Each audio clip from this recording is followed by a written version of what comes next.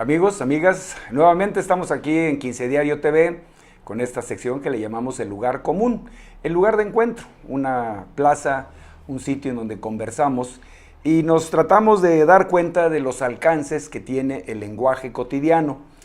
Y cuando digo lenguaje no es nada más las palabras que utilizamos, sino el conjunto de imágenes, de textos, de producciones audiovisuales a las que estamos sujetos continuamente.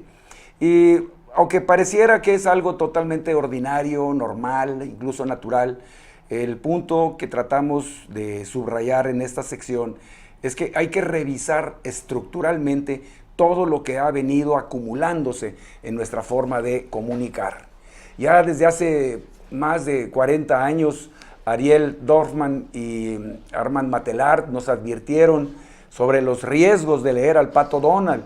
Y en una ciudad como Monterrey, pero en general en todo México, cuando llega el verano es normal que la mitad de las salas en todos los complejos cinematográficos pues le den espacio a las producciones de Walt Disney, cuando sabemos que responden a toda una ideología, a todo un trasfondo de contaminación ideológica.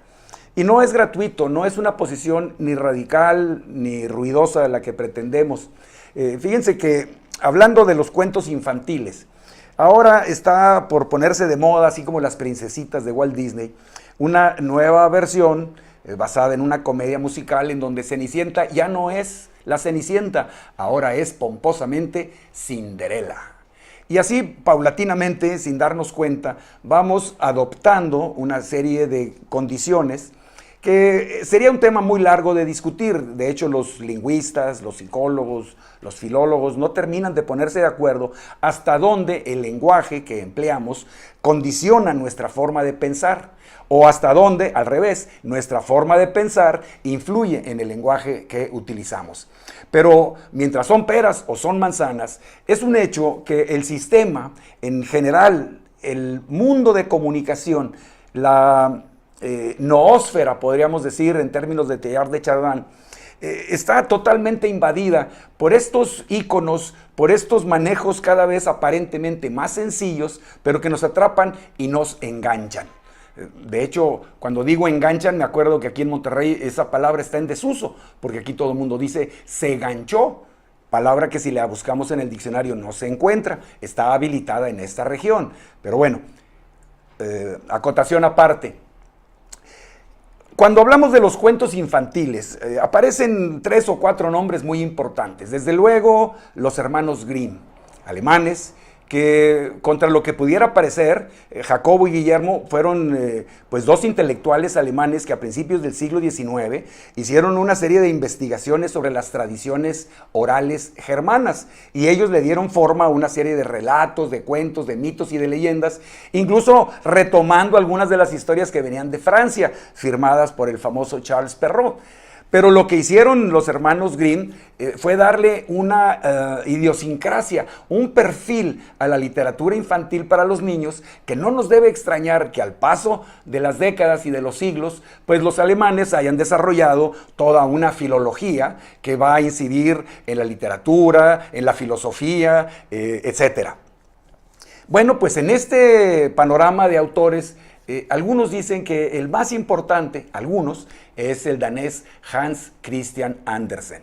Y dentro de toda la producción de Hans Christian Andersen, hay quien señala que su mejor producción, su cuento más ilustrativo, más interesante, es El nuevo traje del emperador. Yo este cuento lo escuché realmente de niño, pero no lo registré mayormente, sino hasta mucho después, cuando ya haciendo mis pininos como reportero, un veterano me hacía notar el trasfondo de este cuento, en donde el personaje es un rey muy soberbio, muy vanidoso, muy preocupado de su vestuario, y cómo cae en manos de unos charlatanes que aseguran tener una tela que vuelve invisible a aquellos sujetos que son ineptos, inútiles para su trabajo. Y el rey pues se le despierta esa curiosidad, porque además estos hábiles charlatanes pues prometen que esa tela es la más hermosa, la más bella que jamás ojos humanos han visto. Pero el rey, previendo algún desaguisado, envía a 2 de sus ministros Y regresan, por supuesto, con la novedad de que la tela es maravillosa, cuando el cuento precisamente se trata de que estos fraudulentos pues no tienen ninguna tela, todo es jarabe de pico. Y entonces el rey se convence de que esa tela debe formar parte de su vestuario. Para no alargarme en la parte del cuento, a lo mejor muchos de ustedes ya conocen el desenlace, cuando el rey sale, según él, ataviado con esta tela que lo hacía invisible y que le daba una gran galanura, y pues resulta que todo mundo finge que es cierto. Todos caen en el garlito. Todos caen en la promoción o en lo que ha dicho su majestad en cuanto a que va vestido de gala para la procesión.